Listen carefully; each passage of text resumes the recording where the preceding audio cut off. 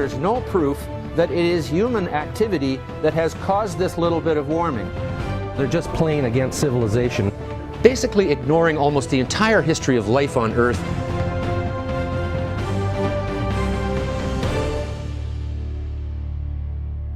The science is not settled.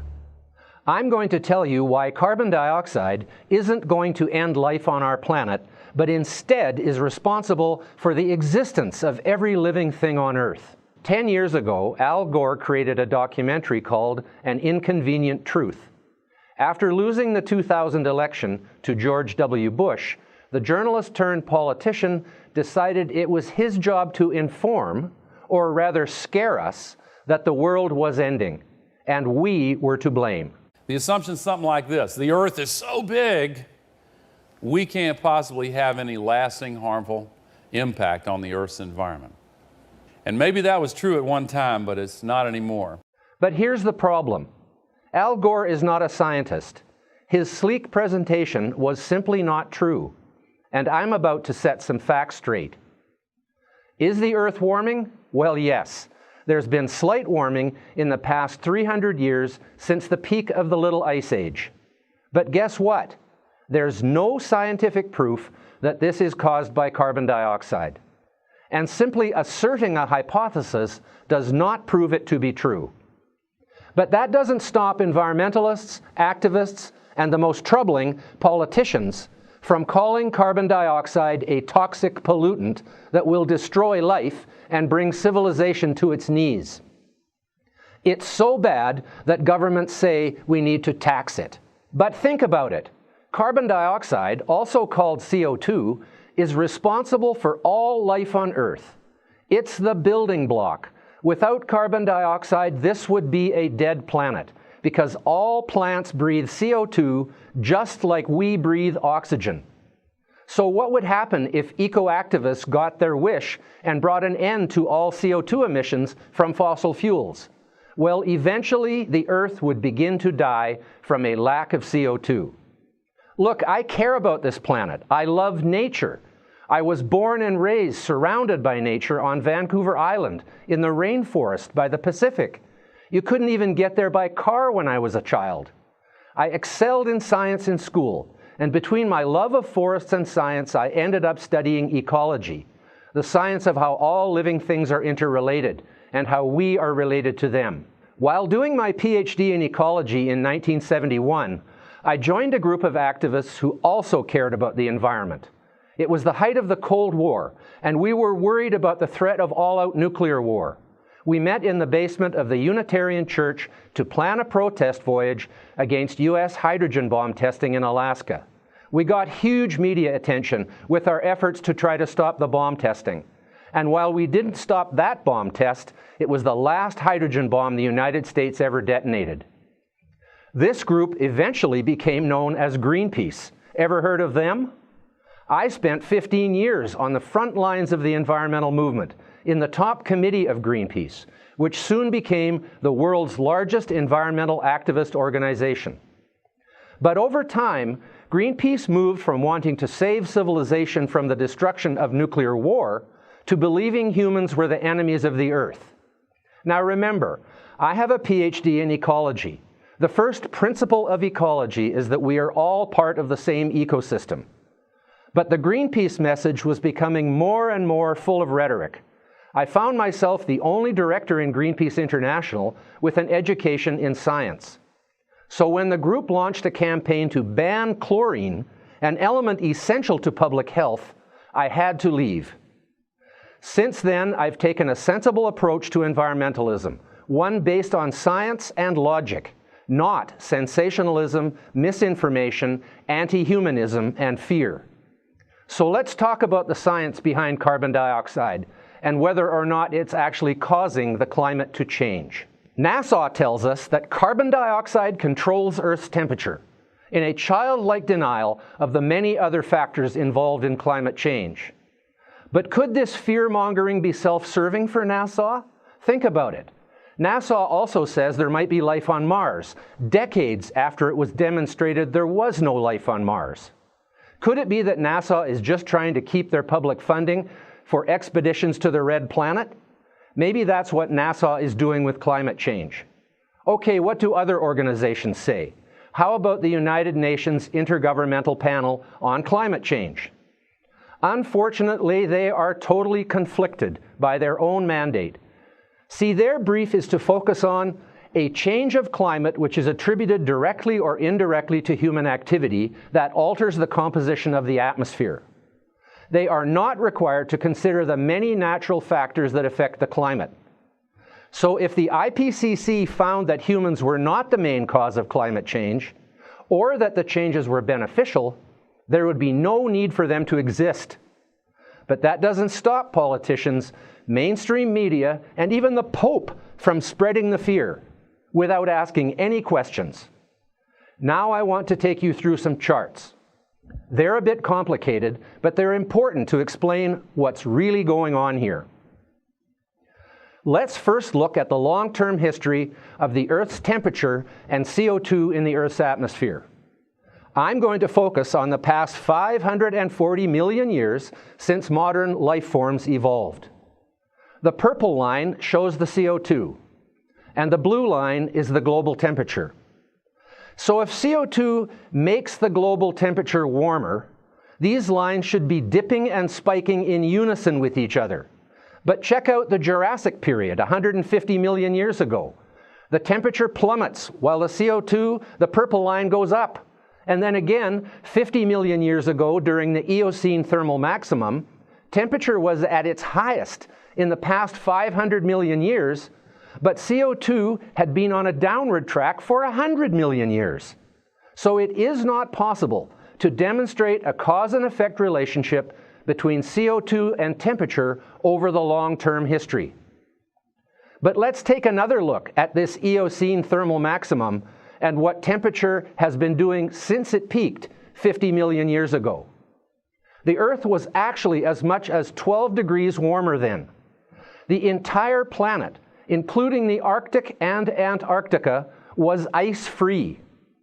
Today we are actually at the tail end of a 50 million year cooling period, and yet the ancestors of every species on Earth today survived through these changes. Makes you wonder about the dire predictions of a 2-degree rise in temperature. Glaciers began to form in Antarctica 30 million years ago, and in the northern hemisphere 3 million years ago. And we're still experiencing one of the coldest climates in the Earth's history. Now let's zoom in even closer to the CO2 and temperature correlations in the Earth's history. This chart goes back over 300,000 years. That's where we start to see the strong correlation between CO2 and temperature. So maybe this is a cause and effect relationship. But here's the problem. CO2 lags temperature by an average of 800 years. So temperature changes are making the CO2 levels increase and decrease, not the other way around, as the cause never comes after the effect. This was the fundamental fraud in Al Gore's movie, as he claimed the graph proved CO2 causes the fluctuations in temperature. It's already right here. Look how far above the natural cycle this is, and we've done that. But ladies and gentlemen, in the next 50 years, really in less than 50 years, it's going to continue to go up. When some of these children who are here are my age, here's what it's going to be in less than 50 years.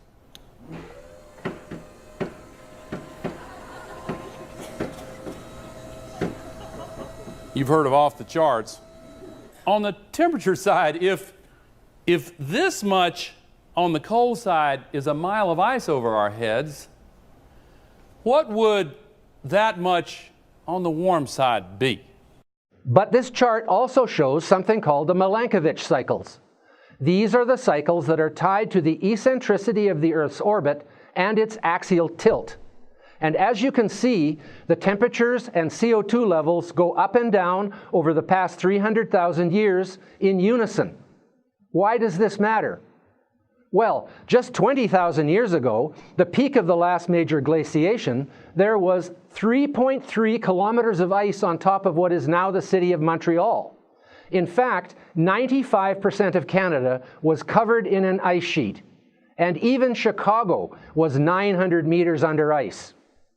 The global warming that has occurred over the past 20,000 years has obviously had nothing to do with human activity. Okay, but that's 20,000 years ago. What about now? The United Nations says that it's extremely likely human emissions have been the dominant cause of global warming since the mid-20th century, so since 1950. Now let's put aside that extremely likely isn't exactly a scientific term.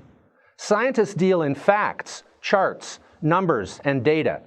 So let's look at another chart. Between 1910 to 1940, there was a 30-year period of warming, followed by a cooling from 1940 to 1970, just as CO2 emissions began to rise exponentially. And then from 1970 to 2000, there was another 30-year warming that was very similar in duration and temperature rise to the warming from 1910 to 1940. What caused that warming? How do they know that the causes of the warming from 1970 to 2000 weren't the same as the causes of the warming from 1910 to 1940? The logic and the data just don't add up. The data show clearly that the temperature is not rising exponentially, whereas CO2 emissions are doing so. It hasn't warmed significantly for nearly 20 years, during which time about 1/3 of all human CO2 emissions have occurred. So again, there is no obvious cause and effect relationship between CO2 and temperature rise. But still, carbon has been branded as a deadly pollutant. CO2 is the currency of life. It is the most important building block for all life on Earth. All life, including our own, is carbon-based. We shouldn't be demonizing CO2 as a pollutant. We should celebrate the carbon cycle, which is the cycle of life. CO2 is essential and must be at a certain level in the atmosphere for the survival of plants, which are the primary food for all the other species alive today. In fact, human emissions from the use of fossil fuels are promoting growth of plants around the world. Scientists in Australia, Germany, and North America confirm this. Only half of the CO2 we are emitting from fossil fuels is showing up in the atmosphere. The rest, according to the best science, is going to a global increase in trees, plants, and crops. I want to take you through this picture of how carbon is moving around. Today, at 400 parts per million carbon dioxide, there are 850 billion tons of carbon in the atmosphere. For comparison, there were 15,000 billion tons of carbon in the atmosphere when modern life forms evolved, nearly 18 times the present level. Plants and soils combined have more than 2,000 billion tons of carbon, more than twice the atmosphere. The oceans contain 38,000 billion tons of carbon, more than 45 times what the atmosphere holds. Is an increase in carbon emissions all going into the atmosphere? Well, no. It's spread throughout the atmosphere, plants, animals, soils, and the oceans. So can we all agree that carbon is not the enemy? Can we agree that it's actually the reason we are alive? And it's not making the world much warmer, if at all. But there is a trend that has me worried about the end of the world. Worried about life on this planet not surviving. Over the past 150 million years, there's actually been a steady drawing down of CO2 from the atmosphere. Let's look at the chart I showed you at the beginning again. Remember, purple is CO2, blue is temperature. Over the past 150 million years, CO2 has gone up and down. But the overall trend is down, quite a bit down. The amount of CO2 in the atmosphere went down 90% during this period. If this trend continued, CO2 would inevitably fall to levels that threaten the survival of plants, which take a minimum of 150 parts per million of CO2 to survive. If plants die, animals, insects, and all other life will die too. And this trend would not have been reversed if it weren't for humans unlocking some of the carbon stored as fossil fuels. This chart goes back 160 million years, and it shows what CO2 levels would look like if humans didn't start emitting carbon dioxide. Given the present trends of glaciations and interglacial periods, this would have occurred less than 2 million years from today, which seems like infinity to you and I, but it's a mere blink in the 3.5 billion year history of life on Earth. Think about that. Climate activists tell us CO2 is causing the Earth to warm at such a rapid pace that we have to rein in our carbon emissions, tax them even. Remember when Al Gore said this? Scientists reported with unprecedented alarm that the North Polar ice cap is, in their words, falling off a cliff. One study estimated that it could be completely gone during summer in less than 22 years.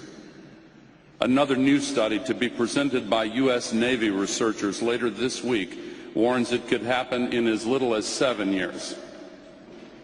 7 years from now. Well, of course, that didn't happen, because the Earth is possibly heading towards another cooling period. And human emissions of carbon dioxide are saving life on Earth from the inevitable starvation and extinction due to lack of CO2. But there's one last bit of unfinished business. Surely, as an environmentalist, I can't think that oil and gas projects like Canada's oil sands are good, right? I mean, look at them. The land is stripped bare to get the sand so oil can be removed from it. Well, when you think about it, Canada is actually cleaning up the biggest natural oil spill in history. The oil was brought to the surface when the Rocky Mountains were thrust up by the colliding Pacific Plate. When the sand is returned back to the land, 99% of the so-called toxic oil has been removed from it. And what about the anti-oil activists who say the oil sands are destroying the boreal forest of Canada? Canada's boreal forest accounts for 10% of all the world's forests, and the oil sands area is like a pimple on an elephant by comparison. By law, every square inch of land disturbed by oil sands extraction must be returned to native boreal forest. When will cities like Calgary, London, Tokyo, and New York that have laid waste to the natural environment be returned to their native ecosystems? The mining industry has well-established ecological restoration or reclamation practices. The land is recontoured, original soil is put back, and the native species of plants and trees are planted. It is actually possible, by creating depressions where the land was flat, to increase biodiversity by making ponds and lakes where wetland plants, insects, and waterfowl can become established in the reclaimed landscape. The tailings ponds where the clean sand is returned are ugly for a few years, but eventually can become grasslands. Just look at the Fort Mackay First Nations herd of bison that they manage on a reclaimed tailings pond. So why would I be against the oil sands? The land is disturbed for a tiny fraction of Earth's geological time, and then it's returned to a sustainable boreal forest with clean sand. And now we can heat our homes in the winter, drive our cars to the cottage, or fly to the tropics for a vacation. So yes, as an ecologist and environmentalist, I think the oil sands are being managed responsibly. Because I don't just show people ugly pictures like Leonardo DiCaprio, Neil Young, and Robert Redford do. I make an objective study of the environmental, social, and economic factors and come to an informed judgment. It's time to set the record straight on carbon dioxide. It is not the enemy. In fact, carbon dioxide from burning fossil fuels is the stuff of life, the currency of life, and indeed the backbone of life on Earth. That's my case for CO2. Let me know what you think in the comments below, and join me next time when we'll dig deeper into how modern products and processes like fracking, natural gas, and vinyl have made life better for humankind. We separate fact from fiction when it comes to the environment. I'm Dr. Patrick Moore, the sensible environmentalist.